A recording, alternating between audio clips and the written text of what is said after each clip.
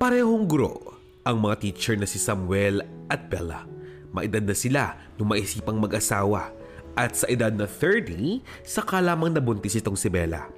Isang malusog at matalinong bata ang ipinagkaloob sa kanila ng Diyos at lahat ng atensyon ng mag-asawa ay nasa anak nila.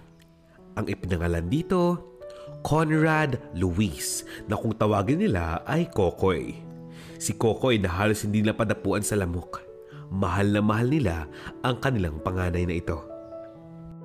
Mahal na mahal ka namin, anak. Ikaw ang buhay namin. Ikaw ang buhay namin ng iyong ina. Bulong ni Samuel. Mahal mag-early retirement ako para maalagaan ko siya ng tama. Gusto ko, nakafocus ako sa kanya. Ayaw kong kumuha ng yaya para sa kanya. Ako mag-aalaga, okay? Ang sabi ni Bella.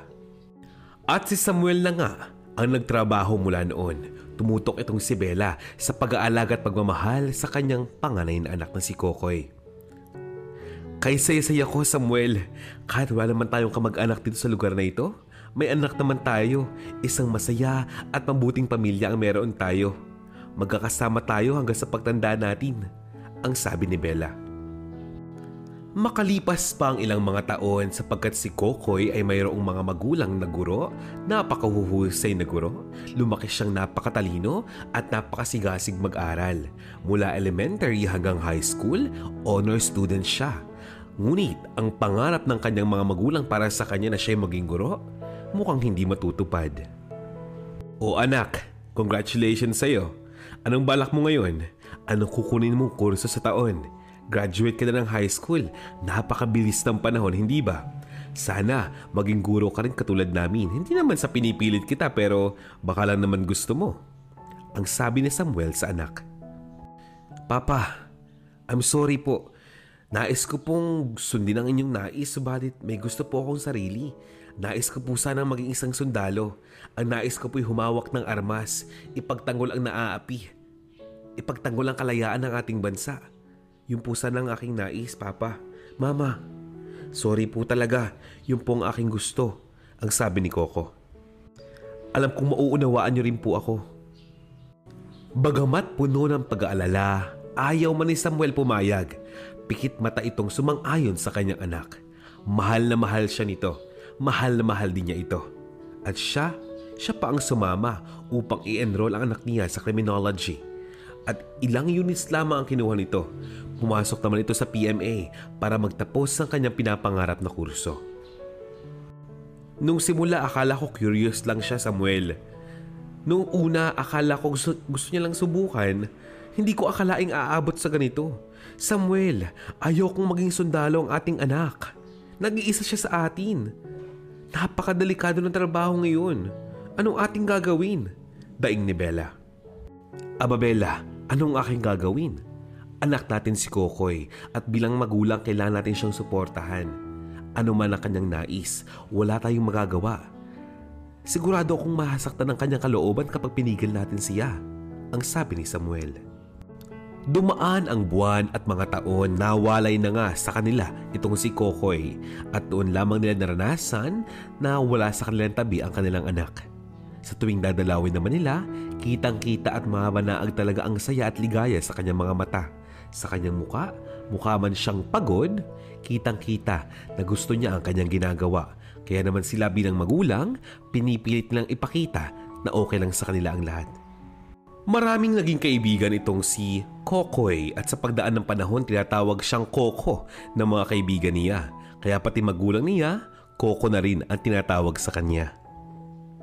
Mama, Papa, Marin na po ako at ang saya-saya ko ho. Sana makatulong na po ako sa inyo. Alam niyo po ba, may allowance na ako at napakalaking halaga noon. Para sa ating tatlo, ang sabi ni Coco. Masayang masaya ako sa nakamit mo aking anak. Subalit ikaw tandaan mo, ipunin mo na lang ang iyong pera. Sumasahod pa naman kami ng iyong ama at may pensyon naman ako. Kaya ipunin mo sa bangko ang pera mo, okay? Ikaw, alagaan mo ang sarili mo.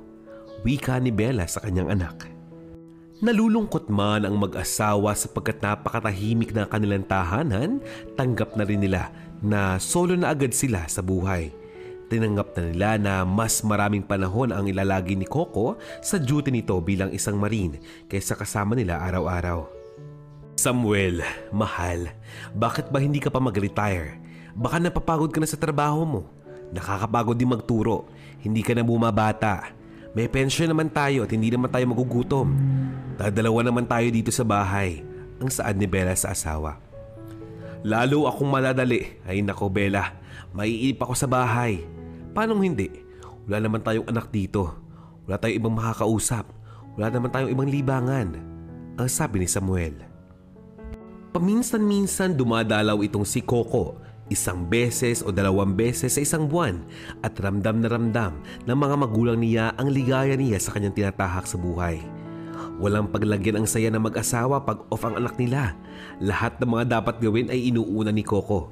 Alam niya na matanda na ang kanyang ama at ina. Hindi na kaya ang ilang gawaing panlalaki pa, kaya talaga namang ginagawa niya ang lahat upang suportahan ang mga ito. Malaki na rin ang naiipon ni Cocong pera at may plano na siya rito. Nais niyang ibigay iyon sa kanyang mga magulang. Pinag-retire na niya ang kanyang ama at hinayaan na lamang niya sa bahay. Noong una, ayaw sana ni Samuel, subalit nasunod pa rin ang kagustuhan ni Coco. Buwan ng Kapaskuhan at sinabi ni Coco sa kanyang mga magulang na ibenta na ang maliit na bahay at lote na naipundar ng kanyang mga magulang. Ibangko ang mapapagbentahan dito. Noon din, ibinili niya ng isang komportableng bahay sa isang subdivision ang kanyang mga magulang. Alam niya na safe ang mga ito rito. Aba anak, Coco, kay ganda naman ang lugar na ito. Nakakahiya yatang tumigil dito. Mga mayayaman at mga mataas ang posisyon siguro sa lipunan ang nakatira dito. Mga retired na sundalo yata sila. Anak, bakit mo ginalaw ang pera mo? Paano magiging asawa mo? Magiging anak mo? Paano ang future mo? Para sa kanila ang perang yun, hindi ba? Ang sabi ni Samuel. Papa naman, hindi naman sila mayaman. Tsaka hayaan nyo na ho sila. Ang mahalaga, kayo ni Mama. Naghahanap buhay naman po ako, kaya naman kahit papaano, kikitain ko pa yung halagang nagamit ko. Ang importante, ligtas po kayo habang naka-duty ako sa malayo. Hindi na ako mag-aalala sa inyo. Wika naman ni Coco. Hindi maipaliwanag ni Bella ang kanyang nararamdaman. Nakakaramdam siya ng saya sapagkat meron na silang bagong tahanan, isang mas ligtas at mas mapayapang lugar. Subalit, parang ayaw niyang bitawan ang kanyang anak na si Coco. Anak, maaari ba dito ka na lamang? Hindi ba pwedeng huwag ka na lumayo? Bakit? Malayo na ba ang duty mo? Mapapalayo ka na ba sa amin, anak? Tanong ni Bella. Ang totoo niyan Mama, Papa, mapapalayo na po ako. Lalaban po kami sa gyera kontra sa mga taong labas sa kaaway ng gobyerno natin. Kaya mag-iingat po kayo dito habang wala ako, okay? Baka sa loob ng 1 taon, baka 2 o 3 beses na ako makauwi dito, ang sabi ni Coco. Napakabigat ng loob ni Samuel at ni Bella nang marinig iyon. Hindi lamang nila ipinahalata. Iba ang kanyang pakiramdam sa anak ng mga oras na iyon. Makalipas pa ang ilang mga buwan, nakatanggap ang mag-asawa ng tawag mula sa numero ni Samuel at halos mawalan ito ng ulirat sa kanilang narinig. Ma'am, sir, lakasan niyo ho ang inyong loob. Isa hong bayani ang inyong anak, si Master Sergeant Conrad Luis Camacho. Nagligtas po siya ng kanyang mga kabarong sugatan at sinalo po niya ang bala na tatama sana sa kanyang mga kasamahan. Kaya po siya ang napuruhan. Again, condolence po sa inyo, sir. Ma'am, wika ng commanding officer ni Coco. Binalot ng katahimikan ang buong silid ng mag-asawa. Tulalang-tulala ang mag-asawa, hindi sila makapaniwala sa kanilang narinig. Wala na ang anak nila. Bakit? At paano nangyari iyon? Hindi na nila alam. Hindi nila maintindihan.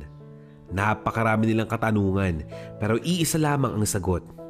Patay na ang anak nilang si Coco. Humagulhol na si Bella at ayaw na niyang marinig pa ang iba pang mga detalye. Dumating ang katawan ni Coco sa kanilang tahanan. Makalipas pang ilang mga araw, inilibing ang katawan ni Coco. Ngunit hanggang ngayon, ayaw pa rin maniwala ng mag-asawa na naganap na ang dapat maganap. At ngayon, wala na silang anak. Wala pang ang 40 araw, mula nang mamatay si Coco. Inatake naman sa puso itong si Samuel. Hindi pa rito makaya ang naganap at ayaw nitong mabuhay pa. Hindi niya kaya. Hindi niya kaya. Wala nang iluha pa itong si Bella habang inililibing naman niya ang kanyang asawang mahal na si Samuel. Mula ngayon, solo na siya sa buhay. At bakit dapat pa ba siyang mabuhay? Ano ba ang kanyang gagawin? Yun ang tanong niya sa araw-araw. Diyos ko, ayaw ko na humabuhay pa. Patawarin niyo ho ako subalit hindi ko na kayang mabuhay pa. Bakit pa at para saan pa? Bakit pa ako nananatiling buhay? Ano ang dahilan? Daing ni Bella. Hindi naman kakapusin sa salapi itong si Bella sapagkat may pensyon naman siya at may naiwang pera si Coco sa kanyang bangko. May bahay at lupa naman siyang masabing kanya at ligtas naman siya sa lugar na iyon. Paano na ako? Paano na ako pagtanda ko? Paano na ako anak? Mahal, Samuel, hindi ko alam ang aking gagawin. Habang umiiyak at humahagulgol, itong si Bella nakatingin sa puntod ng kanyang mag-ama. Sunduin niyo na ako. Hindi ko na ito kaya pa. Dagdag pa niya. Dumaan ang mga taon at buwan. Sa araw-araw na ginawa ng Diyos, umaga pa lamang, naglalakad na si Bella papuntang sementeryo. Gamit ang tungkod na payong at nag-iisa. Muli niyang kakausapin ang kanyang mag-ama. Kamusta na kayo? Magandang umaga anak. Mahal ko. Andito akong muli. Kailan niyo ba ako kakaunin? Taon na ako naghihintay. Inip na ako. Bulong ni Bella. Araw-araw ganun ang senaryo ng buhay ni Bella. Gigising sa umaga, maglalakad patungong sementeryo. Sa simbahan, magdarasal, uuwi ng bahay at ganun ulit kinabukasan. Malimit siyang tawanan ng kanyang mga kapitbahay. Pinag-iinitan na siya dahil sa araw-araw na lang nakikita nila si Manang Bella na naglalakad. Wala bang kamag-anak ang matandang yan?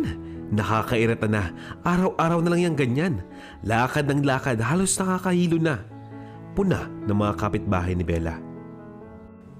Isang araw sa kanyang paglalakad, napadaan siya sa isang grocery store. Bumili na rin siya ng ilang kagamitan sa kanyang bahay at napunan ni Bella ang isang batang babae, edad 10, namamalimos sa tabi ng pintuan ng grocery store. Palimos po, pangkain lamang. Pambili lang po ng gamot. Pambili lang po ng gamot ng mama ko. Saad ng dalagita. Iha, kabata mo pa. Delikado ka sakaling yan. Umuwi ka na, bati ni Bella. Subalit kailangan kong gumawa ng paraan. Pabalik-balik po ang lagnat ng aking ina. Matagal na po siyang ganun ang kondisyon. Hindi ko na po kayang makitang ganun lamang ang kanyang kalagayan. Sagot ng dalagita. Nasaan ba? Nasaan ba ang kamag-anak nyo? Nasaan ang iyong ama? Nasaan sila? Naku, ulila na po ako. Manang, ang mama ko. Wala na rin po siyang pamilya at ang papa ko naman po hindi na bumalik. Nagugutom na po ako. Saad ng dalagita sabay hawak sa kanyang tiyan. Awang-awa si Manang Bella sa dalagita kaya naman inakit niya ang bata at tinawag papunta sa kanyang tahanan. Pinakain ito. Sabay sabing, sige iha, kumain ka lang dyan. Malimit nga, napapanis nga lang ang pagkain dito eh. Solo kasi ako dito sa bahay. Patay na ang aking anak, maging ang aking asawa. Talaga po? Nakakaawa naman po kayo, Lola. Okay lang po ba yun na Lola ang itawag ko sa inyo? Saad ng dalaga. Nakaw iha, huwag mo akong kaawaan. Kaya ng mama mo ang nakakaawa. At bilang tulong, heto ang pera. Ipagamot mo ang iyong ina. Ipa-check up mo siya. Bilhin mo ang gamot para sa kanya. Tapos pag nagugutom ka at may sukle, bumili ka. Kung wala na, bumalik ka dito at papakainin kita. Heto ang pagkain. Iuwi mo. Dalhin mo sa iyong ina. May sabaw yan. Mabuti para sa iyong ina. Kapag lumamig, iinit mo. Umuwi ka na. Dagdag pa ni Bella.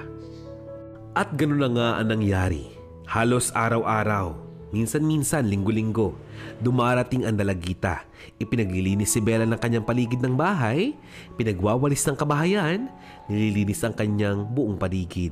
halatang maganda ang pagpapalaki ng kanyang ina rito. Magalang at marunong sa gawaing bahay. Ay nakaw iha, halika dito. Kaya ko pa naman niyang gawin. Tama na yan. Tara na't kakain na tayo. Nagluto ako ng hotdog at adobong paborito mo. Mamaya, dalhan mo ang iyong ina. Pag magaling ng iyong ina, isama mo rito. Magkukwentuhan ka mo kami. Ano bang pangalan ng iyong ina? Tanong ni Bella. Jane po. Jane po ang pangalan ng aking ina. Ako naman po ay Luisa. Luisa po ang pangalan ko, Lola. Isinunod daw po yung pangalan ko mula sa aking ama. Luisa? Luisa ang iyong pangalan?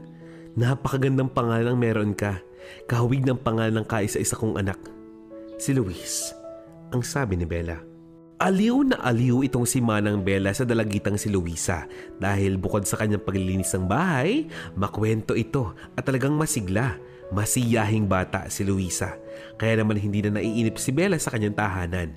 At hinahanap-hanap na niya ang bata pag hindi niya nakikita sa maghapon.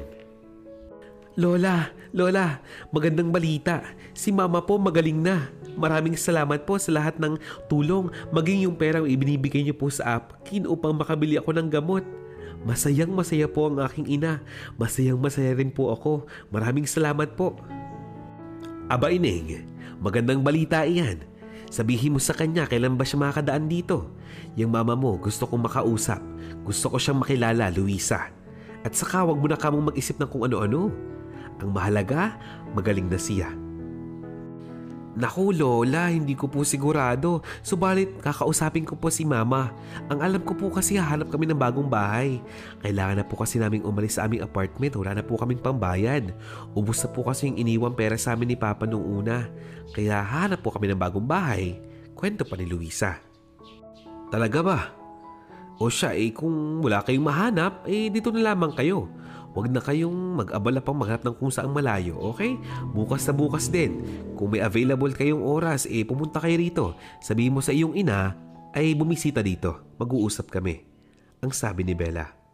Halos yakapin ng buong buo ni Luisa si Manang Bella at tuwang-tuwa ito at hindi naman maunawaan ni Bella kung bakit ba ang gaan-gaan ng kanyang loob sa dalagitang si Luisa. Lola, kung alam niyo lamang po, isa po kayong hulog ng langit. Alam niyo po ba, wala na po kami talagang pera ni Mama. Ubos na po dahil noon, nagpa-ospital po siya. Hindi pa po namin kayo nakikilala noon. Nasa kali na po kami halos tumira. Kaso, dumating kayo at binago niyo po ang lahat sa amin. Lola, maraming salamat po. Dahil po sa inyo, hindi ko na po kailangan magpunta ng kali upang mamalimos ng pera. Maraming salamat po. O siya, sige na. Tama na pasalamat.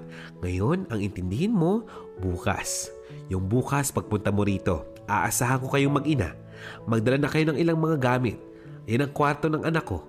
Diyan kayo titira. Basta alagaan mo ako. Pag hindi na ako makakalakad, okay? Dagdag pa ni Bella. Kinabukasan. Lola, kasama ko na po si Mama at may dala po kaming gamit. Asan na po kayo? Lola? Sigaw ni Luisa. Oh, andito ako sa kusina. Dinig niyo ba ako? Kayo na munang bahala dyan. Madali lang ito. Niluluto lang ako. Ang sabi ni Bella. Habang abalang-abala itong si Bella sa pagluluto sa kusina, itong si Jane na mama ni Luisa nakatayo lamang sa salas. Habang nagmamasid sa paligid ng bahay. Hangang-hanga siya sa ganda ng tahanang iyon. Maraming mga pictures, maraming mga medalya, may mga trophy, maraming litrato. Malaki, maliit, merong malaking TV. Napakalinis ng tahanang ito. Habang siya'y nagmamasid, naglalakad-lakad, napatingin siya sa isang napakalaking kwadro. Isang napakalaking picture ang kanyang natagpuan. At doon, nagsimula na siyang matulala. Naiiyak na siya. Halos maluha-luha nang bigla niyang tanungin ang kanyang anak. Anak? Anak Luisa, nasan ba ang lola mo? Nais ko siyang makita. Nais ko siyang makausap ngayon na. Ang sabi ni Jane na mama ni Luisa. O iha Jane, andito na ako. Anong problema? Ako ang lola ni Luisa. Ako si Lola Bella niya. Diyos ko. Kayo? Kayo po si Bella? Kayo po si Lola Bella? Kamusta na po kayo? Saad ni Jane at umiyak na ito, halos mahimatay sa kanyang pagkabigla. Oh, teka, bakit? Anong problema? Jane, Luisa, anong problema? Naku, Lola, hindi ko po alam. Mama Jane, anong po ba problema? Bakit po? Ba't po ba kayo umiiyak? Tumahan po kayo. Ito po ang tubig, uminom po kayo. Maupo po kayo. Saan ni Luisa? Ako po si Jane. Ako po si Jane at ang batang yang si Luisa. Anak ko po siya. Siya po ang inyong apo. Apo niyo po si Luisa. Hindi po ba? Hindi po ba ang sundalong ito na nasa larawang ito ay si Master Sergeant Conrad Luis Camacho, hindi po ba? Siya po ang aking asawa. Asawa ko po siya at anak namin si Luisa. Lola Bella, apo niyo po si Luisa. Hagulpul pa ng mama ni Luisa. Agad na kinuha ni Jane ang kanyang lumang bag. Dinukot ang kanyang lumang pitaka. Wala itong lamang pera, subalit kinuha niya ang nakalihim ng mga litrato nila ni Conrad Luis nung sila pa'y nagsasama. Lola, tingnan niyo po ito. Ito po ang mga litrato namin ni Coco nung magkasama pa kami. Hindi po ba't siya ang inyong anak? Hindi po ba? Ano? Diyos ko po. Siya nga ang aking anak ng si Coco. Kawaan mo po kami, Diyos ko. Kawaan niyo po kami. Higbi ni Bella at nag-iyakan na nga ang tatlo. Lola Bella, halos 1 taon po kaming live-in ng inyong anak. At ang sabi niya magbabalik siya. Uuwi kami dito at magpapakasal kami. At nang may kasama na raw po kayo ni Papa Samuel. Ito po yung mga pictures. Ito po yung ATM po, oh. Ito po ang cellphone ko. Luma na yan, subalit may mga litrato pa kami dyan. Ma, hindi ko alam na patay na si Coco. Hindi ko alam. Hagulgol na rin ang iyak ni Jane. Osha, Jane aking anak. Luisa aking apo. Tumahan na kayo. Ang mahalaga, magkakasama na tayo. Sino mag-aakala na sa tagal ng panahon, makakasama at makikita ko kayo?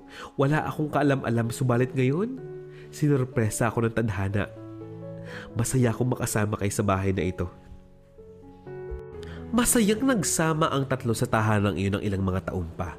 Bagamat kulang, pinunan ng pag-ibig at pagmamahal sa isa't isa ang mga pagkukulang na iyon. Salamat sa Diyos at ilang mga taon pa, tumagal ang buhay ni Bella.